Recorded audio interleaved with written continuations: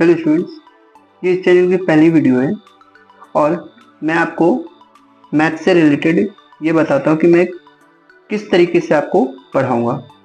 ये फ़िलहाल क्लास 9 से हम स्टार्ट करेंगे, ठीक है। क्लास 9 से स्टार्ट करेंगे और मैं हर चैप्टर के उन क्वेश्चंस को पहले करवाऊँगा जो मेरे अकॉर्डिंग पेपर में ज़्यादा ईजिली कर सकते हैं हम, और जिसे करना किसी भी स्टूडेंट के लिए ईजी है। जैसे अगर मैं फर्स्ट चैप्टर की बात करूँ, ये हिंदी मीडियम के लिए, जनरली हिंदी मीडियम के लिए हुआ, लेकिन मैं दोनों तरीके के वर्ड्स का यूज़ करूँगा, हिंदी और इंग्लिश दोनों तरीके, ठीक है। तो संख्या पद्धति यानी नंबर सिस्टम हमारा पहला चैप्टर है, एनसीईआरटी। और ये बुक जो है वो किसका है, आप कह सकते हो कि ये बुक उत्तराखंड के लिए, ठीक है। तो उत्तराखंड के स्टूडेंट्स स्पेशली देख सकते हैं, पर ये एनसीईआरटी बुक हर राज्य में होता है सेम। आप क्वेश्चन समझिए और देखिए कि आपके जो पेपर में है वो सिमिलर पैटर्न पे क्वेश्चन आएंगे, बिल्कुल लगभग ऐसे ही क्वेश्चन आएंगे, बस क्या होगा, नंबर्स चेंज हो सकते हैं, ठीक है। जैसे कि मैं अगर इस चैप्टर की बात बताऊं तो पहले मैं इस चैप्टर का बेसिक्स पढ़ा दूंगा। जैसे नंबर्स कितने तरीके होते हैं, एग्जाम्पल के लिए अगर मैं बताऊं तो पहले मैं आपको प्राकृतिक संख्या यानी नेचुरल नंबर्स, फिर पूर्ण संख्या, और ऐसे करते करते पहले मैं आपको नंबर्स के परिमेय संख्या और अपरिमेय संख्या दोनों पूरा बता दूंगा। और फिर इसके बाद जो हम स्टार्ट करेंगे वो स्टार्ट करेंगे, जैसे कि मैं आपको बता देता हूँ। मैं जैसे कि ये फर्स्ट एक्सरसाइज होगा जो मुझे लगेगा इतनी इंपॉर्टेंट नहीं है, मैं उनको आखिरी में करवाऊंगा, ऐसे नहीं कि स्किप कर दूंगा, आखिरी में करवाऊंगा मैं इस बुक के, या मैं कहूँ कि इसके हर एक्सरसाइज के क्वेश्चन, हर एग्जाम्पल को मैं पूरी तरीके से करवाऊंगा। पर ये ज़रूरी है कि जो हमारे लिए ज़रूरी है हमारे एग्ज़ाम के लिए, एग्ज़ाम के पॉइंट ऑफ व्यू से, उसे मैं पहले करवाऊँ, और फिर जो थोड़ा सा बाद में करवाने वाला टॉपिक हो या लंबा टॉपिक हो उसे हम आखिरी में कवर करें। ऐसे ये होता है ना कि कई स्टूडेंट्स स्टार्टिंग में बहुत अच्छी तरीके से पढ़ जाते हैं कुछ चैप्टर्स, और फिर बाद के जैसे कुछ एक्सरसाइज बच जाते हैं तो उसमें वो ज़्यादा अच्छा नहीं स्कोर कर पाते। तो जिसके हाईएस्ट स्कोर होंगे मैं, या इजी जो होगा उसे मैं पहले करवा दूंगा, मेरे अकॉर्डिंग जो इजी होगा, और फिर जो थोड़ा सा क्रिटिकल होगा उसे हम वीडियो में दूसरे या तीसरे लेक्चर में हम उसे भी कवर कर जाएंगे, ठीक है। कितने लेक्चर्स लग सकते हैं किसी भी चैप्टर को, वो चैप्टर पे डिपेंड करता है। जैसे कि अगर मैं सिंपली बताऊं तो जो हमारा 6 to 8 चैप्टर होगा वो लंबे चलेंगे। जैसे 6 चैप्टर आपका रेखाएं एवं कोण, मैं आपको इसमें दिखा देता हूँ।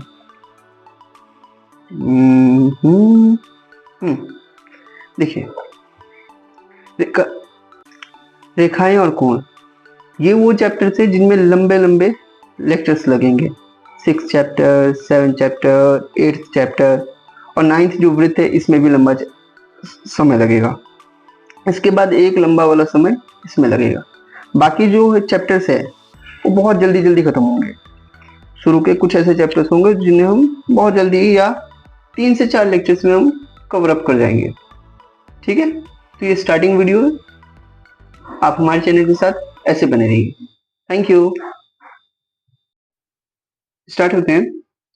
चैप्टर का नाम नंबर सिस्टम, उम्मीद है दिख रहा होगा, यानी संख्या पद्धति। पहले मैं सारी की सारी संख्याएं जो होती है यानी नंबर्स, पहले उनके बारे में मैं बता देता हूँ, और स्टार्टिंग करते हैं प्राकृत संख्या। प्राकृत संख्या वह संख्या जो एक से शुरू हो, एक से स्टार्ट हो और कहाँ पे जाए, अनंत तक, मतलब जहां तक आप गिनना चाहो वहां तक की बात हो रही है, जहां तक भी, चाहे लाख हो, करोड़ हो, जहां तक भी। प्राकृत संख्या को नेचुरल नंबर कहते हैं और दिखाते हैं इनसे।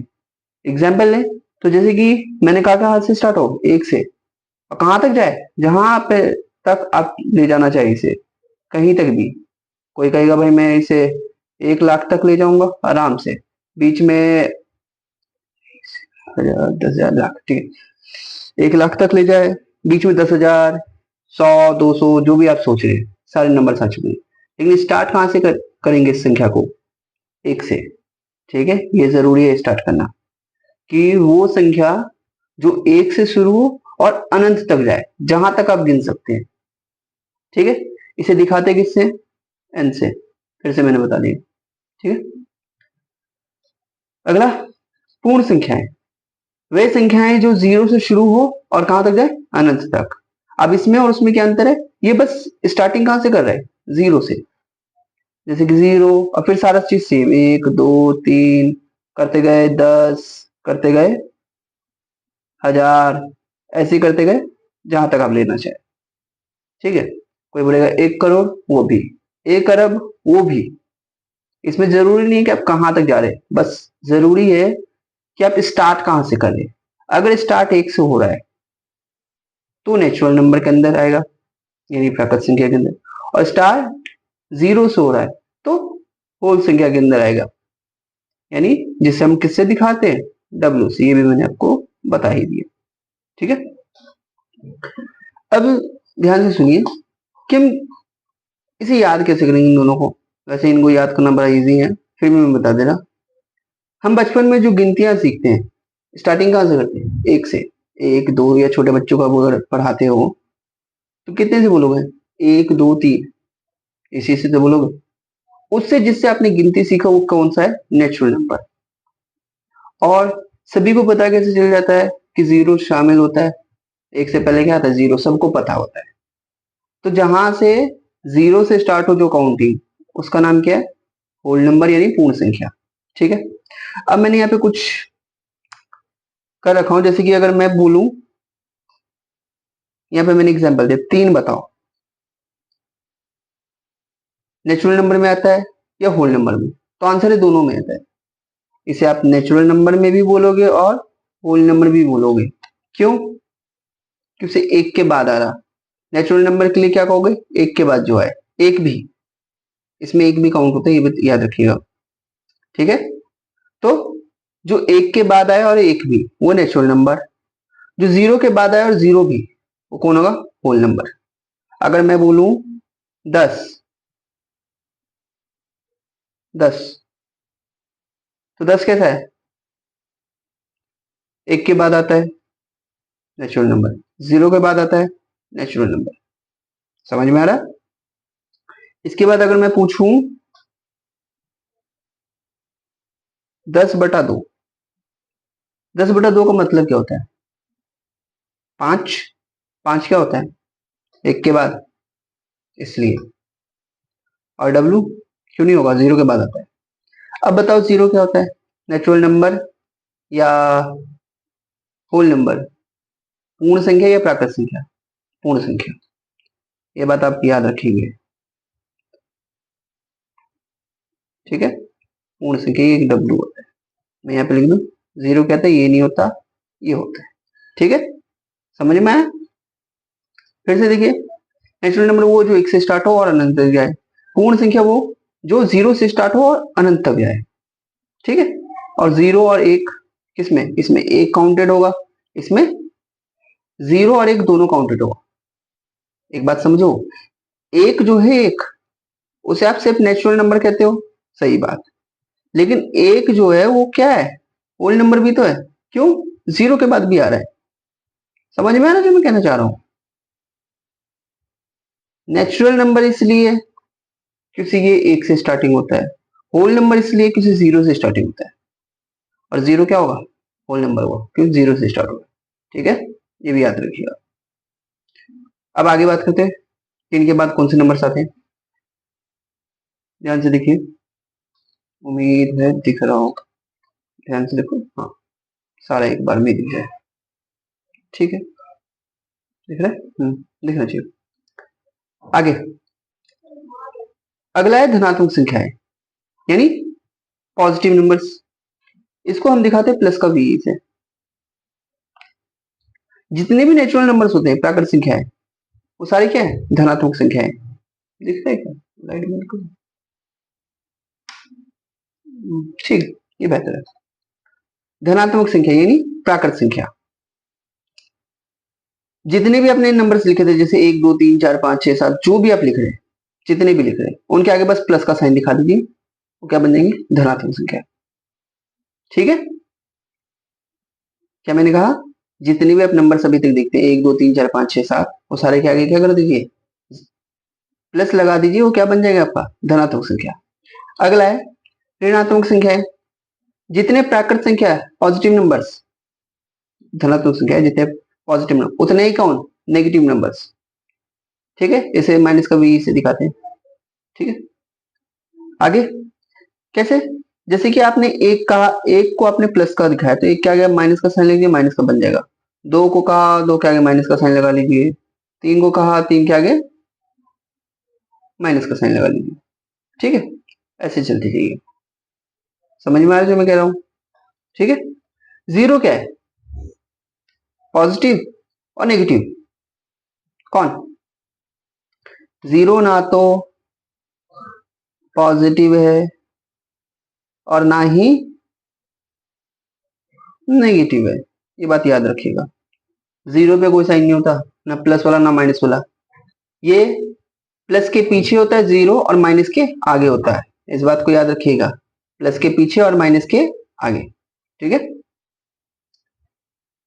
मिड में होता है, जीरो माइनस और प्लस के बीच में होता है। ठीक है, पूर्णांक, पूर्णांक को अगला नंबर है, ज्यादा जल्दी ना हो रहा, फिर से सुनिए। पॉजिटिव नंबर्स, जितने नंबर्स आप जानते हैं उनके आगे प्लस का साइन लगा दीजिए। हम नेचुरल नंबर्स की बात अभी कर रहे हैं, अभी मैंने आपको नेचुरल नंबर्स ही बताया। इसके बाद आता है नेगेटिव नंबर्स यानी ऋणात्मक संख्या है, तो जो भी नंबर आप जानते हैं उसके आगे माइनस का साइन लीजिए, नेगेटिव नंबर देगा। जीरो ना तो प्लस होता है पॉजिटिव होता है और ना ही नेगेटिव होता है। पूर्णांक यानी इंटीजर क्या होता है, पूर्णांक मतलब इंटीजर, इंटीजर इसका इंग्लिश नेम है। आई और जेड दोनों से दिखाते हैं इसको, प्लस का वी और माइनस का वी समझ में आया ना, प्लस का वी ये था और माइनस का वी ये था। ठीक है, ये क्या है, वे समूह या वे ग्रुप, सिंपल एक ऐसा ग्रुप जिसमें सारे पॉजिटिव नंबर्स हो, सारे नेगेटिव नंबर्स हो और जीरो भी शामिल हो। मैंने यहाँ आई से दिखाया, आप जेड से भी दिखा सकते हो कि माइनस वाले नंबर ले लो, जीरो ले लो और प्लस वाले नंबर ले लो। ये प्लस वाले नंबर है, प्लस वाले नंबर को साइन के साथ भी दिखा सकते हो और साइन के बिना भी दिखा सकते हो। ठीक है, वो प्लस वाला नंबर में ही काउंट आता है। ठीक है, अब देखिए जो भी हम नंबर अभी तक सीखे उनको हम संख्या रेखा यानी नंबर लाइन पे दिखाते हैं। संख्या रेखा पे जो जीरो होता है वो बिल्कुल बीच में होता है, अभी मैंने बोला था प्लस और माइनस के बीच में, तो आगे प्लस वाले होते हैं पीछे माइनस वाले होते हैं, ये भी अभी बताऊंगा। ठीक है, ध्यान से देखो, सबसे आगे प्लस का इन्फिनिटी और सबसे पीछे माइनस का इन्फिनिटी। उम्मीद है आप लोगों ने इन्फिनिटी के बारे में जानते होंगे, इन्फिनिटी यानी अनंत, एक बहुत बड़ा नंबर जहां तक आप बस सोच सकते हो, जान ही सकते हो। आप ये कोई नहीं कह सकता कि 1 अरब 2 अरब या इससे बड़ा नंबर नहीं, आप बस इसे सोच सकते हो, इसके पास पहुंच नहीं सकते हो। इन्फिनिटी वो, ठीक है, अनंत, जिसका कोई एंड ना हो। देखो जीरो के आगे जो भी नंबर्स होंगे, जीरो के आगे की बात कर रहा हूं, वो सारे पॉजिटिव नंबर्स माने गए हैं और जीरो के पीछे कौन है माइनस वाले नंबर। ठीक है, जीरो के आगे कैसे, जैसे 1 2 3 4 5 ऐसी बढ़ती रही है जहां तक आप जाना चाहें। इनके आगे मैं प्लस का साइन भी दिखा सकता हूँ, पहले क्या प्लस का 1 प्लस का 2, जैसे कि अभी मैं करूं तो प्लस का 1 प्लस का 2 ऐसे भी कर सकते हैं। ठीक है, और जीरो के पीछे कौन है -1 -2 -3 ऐसे ही कर सकते हैं माइनस वाले नंबर्स। समझ में आ रहा है जो मैं कह रहा हूँ, जीरो के पीछे माइनस वाले नंबर्स होते हैं, जीरो के आगे प्लस वाले नंबर्स। एक खास क्या बात है कि किन्हीं भी दो नंबर्स के बीच का अगर आप गैप जानना चाहते हो, डिस्टेंस की बात अगर मैं बोलूं, दो नंबर्स के बीच की गैप वो हमेशा इक्वल होगा।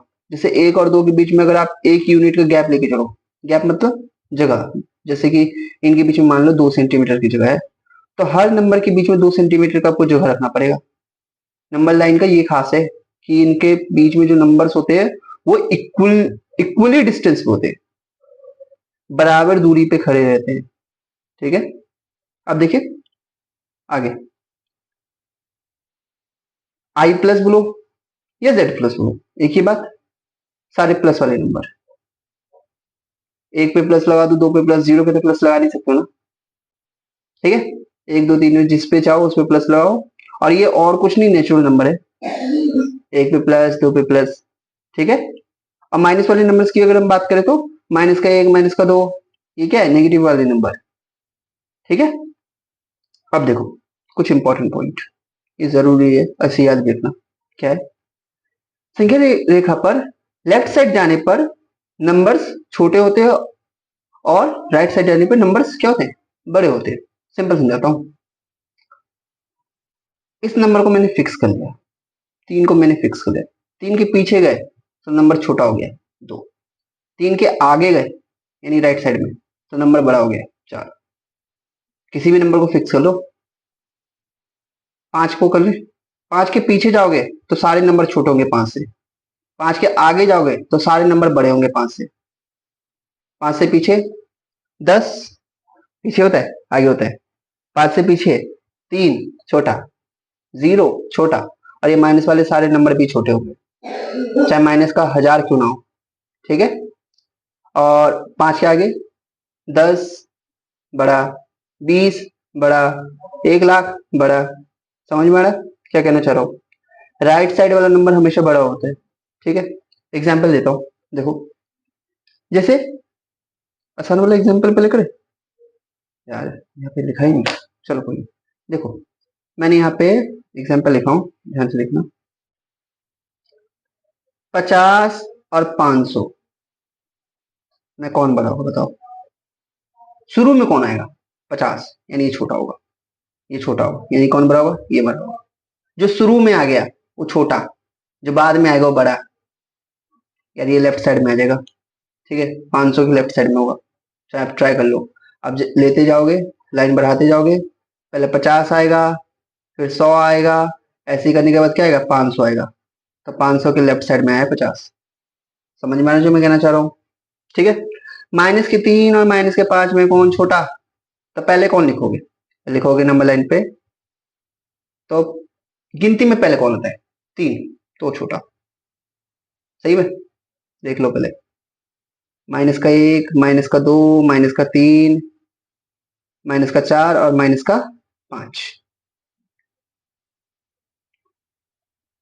इसके लेफ्ट साइड में नहीं आ रहा तीन, तो तीन क्या होगा, बड़ा। मैं इसका भी बताता हूँ, कौन बड़ा कौन छोटा हो ये भी बता दूंगा।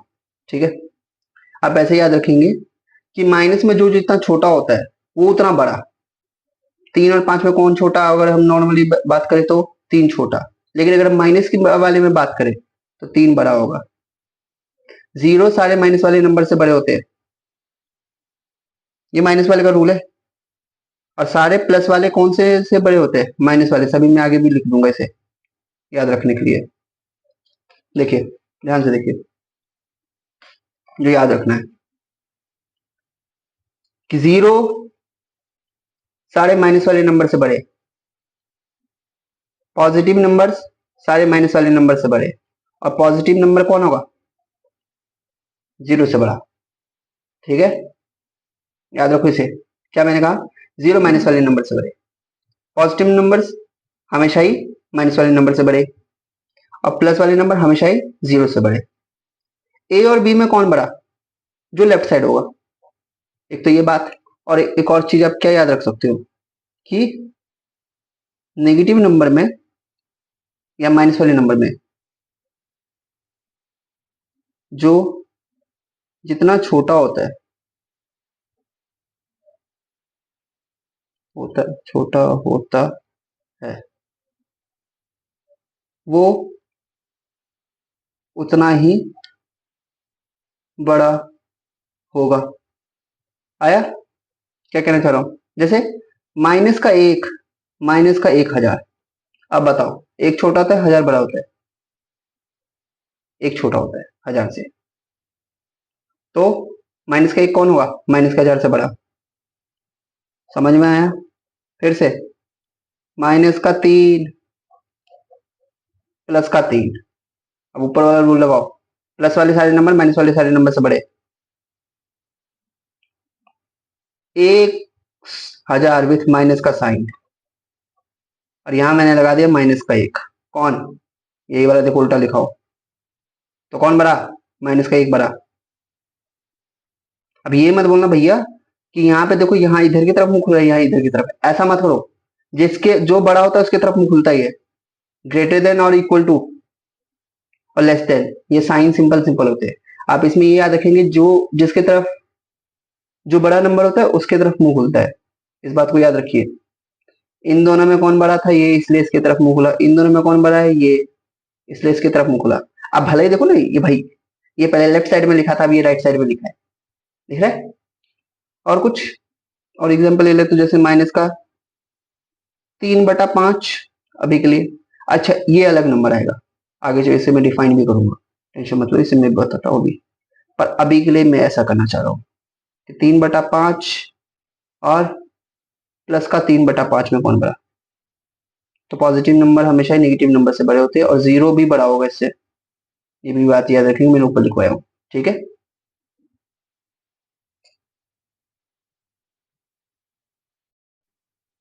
देखो, मैं तुम्हें थोड़ी सी प्रैक्टिस करवा दे रहा हूँ जिससे तुम्हें कोई कंफ्यूजन ना रहे। मैंने अभी बताया था कि माइनस में जो जितना छोटा वो उतना बड़ा। जैसे 3 और 30 में 3 छोटा होता है, इसलिए 3 बड़ा हुआ, ठीक है? सॉरी, माइनस का 3 बड़ा हुआ। 3 और 30 में 3 छोटा होता है, इसलिए माइनस का 3 बड़ा हुआ। 11 और 12 में कौन छोटा होता है? 11 छोटा होता है, तो माइनस का 11 बड़ा होगा। 10 और 1000 में कौन छोटा होगा? 10 छोटा होता है, इसलिए माइनस का 10 बड़ा होगा। माइनस में जो जितना छोटा वो उतना बड़ा, ठीक है? अब बताओ, 50 और 5 में, यार ये पॉजिटिव है, नेगेटिव नहीं है। ये रूल सिर्फ नेगेटिव के लिए था, ये कौन है? पॉजिटिव है। तो पॉजिटिव में जो जितना बड़ा वो उतना बड़ा। अब बताओ, 50 और माइनस के 5000 में पॉजिटिव है, तो पॉजिटिव हमेशा नेगेटिव से क्या होते हैं? बड़े होते हैं। अब ये सब एक ही तरफ चले गए। 0 और 10 में बताओ, हमेशा 10 जीरो से बड़ा होता है। 0 और नेगेटिव नंबर में हमेशा ही नेगेटिव नंबर से 0 क्या होगा? बड़ा होगा। अब ये भी जस्ट बताया, ठीक है? अब देखो अगला नंबर, परिमेय संख्या, जिसे हम क्यू से दिखाते हैं, ठीक है? वे संख्या है जिनको हम पी अपॉन क्यू के रूप में, पी अपॉन क्यू के रूप में दिखा सके, और जहां पी व क्यू क्या हो? इंटीजर हो। अभी हमने बताए थे, प्लस वाले नंबर, माइनस वाले नंबर और जीरो। लेकिन एक और बात याद रखेंगे कि जो नीचे वाला नंबर है क्यू जो है, वो क्या होना चाहिए? कभी भी जीरो नहीं होना चाहिए। यानी ये क्यू क्या होगा? प्लस वाले नंबर भी हो सकते हैं, माइनस वाले नंबर भी हो सकते हैं। पी क्या हो सकता है? प्लस वाला नंबर, माइनस वाला नंबर, या जीरो। पी की बात कर रहा हूं। लेकिन क्यू में आप ये ध्यान दोगे कि क्यू क्या होगा? जीरो नहीं होगा। एग्जाम्पल के लिए देखो, मैं एग्जाम्पल देता हूँ। जैसे ऊपर वाला नंबर, जिसे आप अंश कहोगे, अंश भी क्या है कहते हो, और नीचे वाले नंबर को हर कहते हैं, ठीक है? ऊपर वाले नंबर को अंश और नीचे वाले नंबर को हर। ऊपर वाला नंबर यहाँ पे क्या दिख रहा? बताओ। इसे पी बाई क्यू के रूप में अगर दिखाना चाहो तो ऊपर वाला नंबर कितना दिख रहा है? 3। और नीचे वाला नंबर कितना? 2। दिख रहा है? ऊपर वाला नंबर 3 और नीचे वाला नंबर 2। तो 3/2 क्या हुआ? एक परिमेय संख्या, ठीक है? वैसे माइनस का 3/2 क्या होगा? ऊपर वाला नंबर कितना दिख रहा? माइनस का 3, नीचे वाला नंबर प्लस का 2, कोई साइन नहीं था प्लस का। अब बताओ, अब बताओ, 15 क्या है? क्या इसके नीचे कुछ दिख रहा? जिसके नीचे कुछ नहीं उसके नीचे हम कितना मानेंगे? 1। जिसके नीचे कुछ नहीं उसके नीचे क्या मानेंगे हम? 1। तो अब बताइए, ऊपर 15, पी 15 देगा, क्यू कितना है? 1। माइनस वाले में भी यही होगा, नीचे कितना मानेंगे? 1, जिसके नीचे कुछ ना हो। अब बताओ, पी कितना, क्यू कितना? तो पी माइनस का 20 और क्यू 1। जीरो में बताओ, कुछ नहीं दिख रहा नीचे, तो नीचे कितना बोलेंगे हम? 1। कभी भी नीचे जीरो नहीं होता, जो क्यू होता है वो जीरो नहीं होता। ये हमारे जो मैथ्स होती है उसमें क्यू जीरो नहीं होता, अनडिफाइंड बना देगा। जैसे क्यू जैसे नीचे आ जाएगा हर में, तो क्या हो जाएगा? अनडिफाइंड बना देगा उस टर्म को। ये बात याद रखिएगा। तो बताओ 0/1 का क्या आंसर होगा? पी कितना 0, क्यू कितना 1। अभी बताया था पी 0 हो सकता है, क्यू 0 नहीं होगा। परिभाषा भी यही कह रहे हैं, आराम से परिभाषा को पढ़ेंगे तब आपको समझ में आ जाएगा।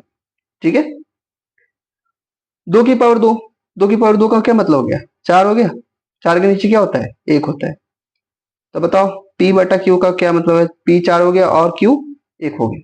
ठीक है, यहाँ पे देखना 10.2 मैंने लिखा हूं। 10.2 का क्या मतलब हो गया? 102/10। पॉइंट हटाना आता होगा कि पॉइंट को 1 मानो और पॉइंट के पीछे कितने नंबर है? कितना? 2 है ना। पॉइंट के पीछे इसे देखेंगे, ये आगे, इसे मत बोलना। पॉइंट के पीछे 1 नंबर इसलिए 10। पॉइंट के पीछे जितने नंबर, इसे निकालना आता होगा आपको। वैसे तो मैं ऐसे ही बता रहा है। 10.2 को या 10.2 को हम क्या लिखते हैं? 102/10। इसे P/Q के रूप बताओ। P कितना 102 और Q कितना 10। इसे बताओ। माइनस का 32/10 बनेगा ये। मैं ये मान के चल रहा हूँ कि पॉइंट तुम लोग को नीचे निकालना आता होगा, या 10वीं क्लास में 9वीं क्लास में हो, इतना तो मैं एक्सपेक्ट कर ही सकता हूँ। ठीक है, तो पहले से सिंपल बताओ, इंटीजर बनाओ। ये इंटीजर नहीं था। एक और बात, ये इंटीजर नहीं था, पहले हमने इंटीजर बनाया। इंटीजर में मैंने कहीं भी, यानी पूर्णांक में मैंने कहीं भी पॉइंट वाले नंबर नहीं बताए थे। ठीक है, पहले नॉर्मल बनाओ। नॉर्मल नंबर मतलब ना पॉइंट हो और इंटीजर अपॉन में भी नहीं होते। ये इंटीजर नहीं है, ये क्या है? रेशनल नंबर, परिमेय संख्या। इंटीजर सिर्फ 32 या माइनस का 32 बोल सकते हो। 10, 100, 102, 1 लाख, वो इंटीजर था, पूर्णांक। लेकिन ये क्या है? ये आपका परिमेय संख्या की बात हो रही है। तो P/Q में बताओ, P कितना? -2 और Q कितना 10। इन नंबर्स का क्या करेंगे? पहले जो सॉल्व होने वाले उनको सॉल्व करेंगे। इनको भी मैंने एक टाइप से सॉल्व ही किया हूं। तो 2/2 × 5 का क्या मतलब? 10 और 3 का स्क्वायर 9। 10/9 लिखा है, तो P 10 और Q 9। माइनस का 10/3 का P कितना? -10, Q कितना 3। ये जो मैंने जस्ट अभी आपको थोड़ी देर पहले बताया था, ये मैंने क्या कहता है? ये पूर्णांक नहीं है, ये क्या है? परिमेय संख्या। ठीक है, माइनस का 3/5 मैंने बड़ा और छोटा करने के लिए तो इसका यूज कर दिया था, लेकिन ये असलियत में क्या है? परिमेय संख्या। ठीक है, समझ में आया? इसमें P कितना है? -3। Q कितना है? 5। इसमें कितना है? P +3 और Q कितना है? 5। अगर मैं बाई चांस प्लस वाले नंबर में साइन नहीं बोल रहा हूं, तो आप कौन सा साइन मान के चलोगे? प्लस का है। ठीक है,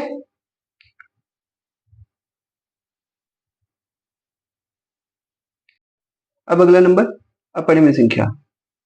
ये वो संख्या है जिसको मैंने पढ़ाने के लिए सारा बताया हूँ। कारण ये कि अगर मैं स्टूडेंट से पूछता हूँ ना कि अपरिमेय संख्या कौन, तो वो ये बोल देते हैं कि जो परिमेय नहीं वो अपरिमेय। नहीं, ऐसा नहीं है। जो परिमेय नहीं, इसका मतलब बहुत सारे नंबर है इसके अलावा भी। आप वास्तविक संख्या भी बोल सकते हो, जो मैं आगे पढ़ाऊंगा आपको। 11वीं में आपको इमेजिनरी नंबर भी मिलेगा, तो उनका और अपरिमेय का कहीं भी रिलेशन नहीं है। वास्तविक संख्या के अंदर आता है अपरिमेय। अपरिमेय की ढंग से परिभाषा देखिए, मैं ये कहना चाह रहा हूँ सिर्फ स्टूडेंट्स इसमें गलती करते हैं। ध्यान से देखिए, अपरिमेय की परिभाषा क्या है? वह संख्या जिसे हम P/Q के रूप में ना दिखा सके। परिमेय क्या है? P/Q के रूप में दिखा सके, यह अंतर है। उसमें आप दिखा नहीं सकते हो, इसमें दिखा सकते हो। ठीक है, जो दिखा दिया वो क्या होगा? परिमेय, और जो नहीं दिखा पाया वो क्या होगा? अपरिमेय। जहां पे P और Q की क्या कंडीशन है? P व Q फिर से इंटीजर हो और Q क्या ना हो? 0 ना हो। इसमें भी वही बात है, सब कुछ वही लिखा है, बस P/Q के रूप में आप दिखा नहीं सकते। देखो एग्जांपल्स मैंने ढंग के लिया हूं, ध्यान से देखो। √2, अभी मत करना कि √2 का आंसर सर 2 होता है। भाई वो √4 का आंसर होता है 2। आपने स्क्वायर रूट्स याद किए होंगे, √4, √9, √16, उन सब के वो परफेक्ट स्क्वायर होते हैं, ये इम्परफेक्ट है। √2, √3 इन सब का आप निकाल नहीं सकते हो। कैलकुलेटर से भी निकालने की कोशिश करोगे तो बहुत लंबा आंसर आएगा, और वो भी आंसर पूरा नहीं है। अपरिमेय संख्या वो संख्याएं हैं जिनको आप पूरी तरीके से अपने कॉपी में दिखा नहीं सकते हैं, जितना लेना चाहो। देखिए इसमें, देखिए मैंने इसमें 3 डॉट्स लगा रखे, इसका मतलब क्या, इनफाइनाइट तक जा रहा है, अनंत तक। √2, √3, √5 इन सब की कहीं भी एग्जैक्ट वैल्यू नहीं निकलेगा। ठीक है, √5, √6, √7, √10, √11, √12, √13। ठीक है, समझ में आ रहा। साथ ही साथ पाई। अब पाई की वैल्यू कोई ये मत बोलेगा कि 22/7 होता है या 3.14 कोई बोल रहा है। भाई ये क्या है, नियर, लगभग, अप्रोक्स वैल्यू, ये दोनों एग्जैक्ट वैल्यू नहीं है। पाई की एग्जैक्ट वैल्यू नहीं है, अभी तक कैलकुलेट नहीं की गई है। ठीक है, अब अगला कौन है, अपरिमेय संख्या का मैंने अगला क्या रखा हूं, किन्हीं भी दो नंबर को चुनो, जैसे मैंने 0 1 के बीच में चुना, तो देखो इन दोनों के बीच में गैप धीरे धीरे बढ़ते जा रहा है। आप इसे P/Q के रूप में नहीं दिखा पाओगे। ठीक है, ऐसे ही इसमें देख लो, मान लो मैंने 3 और 2 के बीच में देखा, तो देखो 3 और 2 के बीच में फिर गैप बढ़ा, फिर 3 के बाद देखो अब 2 पता नहीं कब आएगा। समझ में आ रहा। या ये भी कह सकते हो कि आप ये नहीं कह पाओगे कि 3 के बाद अगला नंबर 2 ही होगा, अलग अलग नंबर आ रहे। हमें ये नहीं पता कि पॉइंट के बाद अगला नंबर कौन सा आ रहा है, और इसमें भी यही बात होती है। जब 3.14 निकाला जाता है, इसके आगे का हर नंबर बदलता जाता है, रिपीटेशन नहीं हो पाता है। और रिपीटेशन हो जाता ना, तो इसी नंबर को हम फिर क्या कहने लगते हैं, परिमेय संख्या। अभी मैं लिख रहा हूं इसमें, देखो ऐसा नंबर जिसमें रिपीटेशन हो, जैसे एग्जांपल के लिए देखो कि 0.333333 ऐसे करते गए, तो इसको आप क्या बोलोगे, परिमेय संख्या। क्यों, जैसे 1.22222, तो इसको क्या बोलोगे, परिमेय संख्या। और कुछ एग्जांपल दो, देखो जैसे 2.321, 321, 321, समझ में आ रहा कौन रिपीट हो रहा, परिमेय संख्या। इसको क्या बोलेंगे, परिमेय संख्या। जो रिपीट हो रहा हो, एक फिक्स नंबर कर लो, चाहे वो 5 ही डिजिट क्यों ना हो, उसके बाद उसे रिपीट होना चाहिए, उसकी ये कंडीशन है, तभी हम उसे परिमेय बोलेंगे, वरना परिमेय नहीं बोलने के।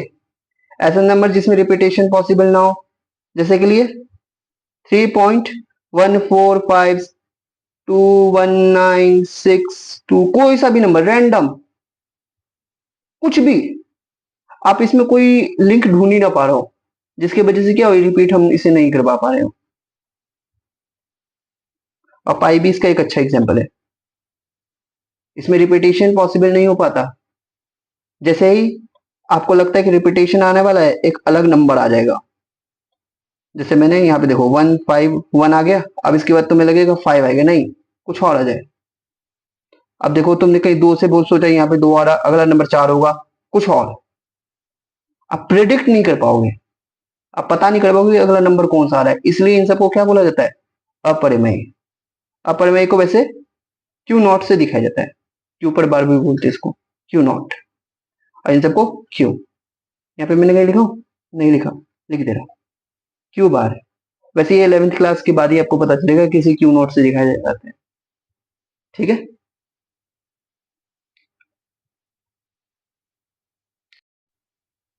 आखिरी, वास्तविक संख्या। आपकी 9th क्लास में जो भी नंबर मिलेंगे, वो सारे नंबर क्या होंगे, वास्तविक संख्या। चाहे वो अपरिमेय हो या परिमेय हो, फर्क नहीं पड़ता, वो सारे के सारे क्या होंगे, वास्तविक संख्या। ठीक है, इसके बाद मैं प्रैक्टिस करवा दे रहा हूँ, आपको पता चल जाएगा कि कौन कौन से नंबर या किस तरह के नंबर आपके से पूछा जा सकता है। अगर एक बार आप ट्राई करना चाहते तो कर लीजिए, फिर मैं करता हूँ। देखिए अब पहले नेचुरल नंबर देंगे, एक के बाद आ रहा है इसलिए नेचुरल नंबर होगा। एक से पीछे आता है, 0 से भी पीछे आता है, एक से पीछे आता है 5/2। अब इसे कोई ढाई बोलेगा, बोलेगा एक के बाद, भैया जब हमने बताया था तो सिंपल नंबर चल रहा था, 1 2 3 4 5, मत बोलना इसे। अपॉन वाला है, परिमेय में जाएगा। √4 का आंसर 2 आता है, नेचुरल नंबर। ये तो अपरिमेय है, अपरिमेय, और इनका भी मैं बताऊंगा अभी। ठीक है, समझ में आया? नेचुरल नंबर कैसे मैंने बताया, एक के बाद हो और सिंपल नंबर हो। ऐसा नहीं कि तुम ढाई बोल के तुम उसे एक के बाद वाले उस रूल में डाल रहे हो, गलत हो जाएगा वो। ठीक है, अब अगला होल नंबर, जीरो के बाद होना चाहिए। जो नेचुरल होगा वो तो भैया होल नंबर होगा ही होगा, जो नेचुरल होगा वो होल नंबर होगा होगा।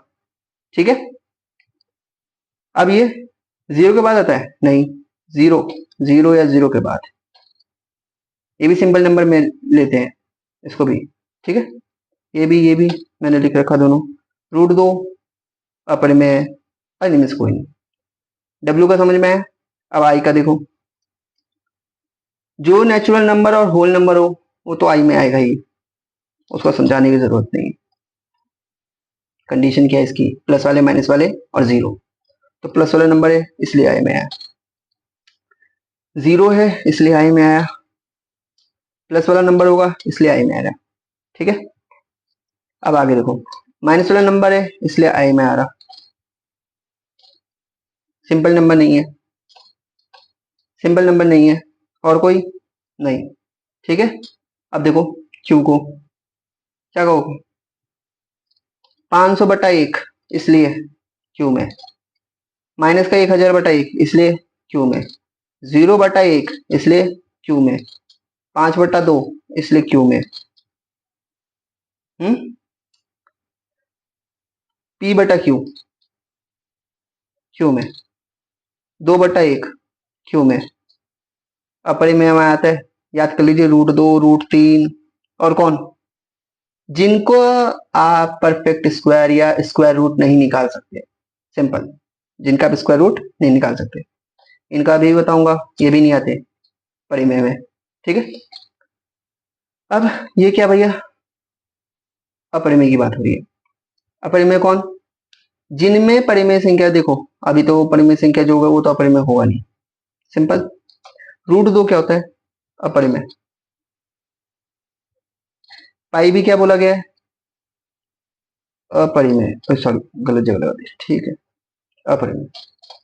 √2 - 3, √2 का आपने अभी क्या बोला, अपरिमेय। अपरिमेय में जोड़ो या घटाओ अपरिमेय ही आंसर आता है। ठीक है, इसलिए ये भी अपरिमेय, ये भी अपरिमेय था, इसलिए क्या हुआ, ये टोटल क्या हुआ, अपरिमेय। मैंने क्या बोला, अपरिमेय में जोड़ो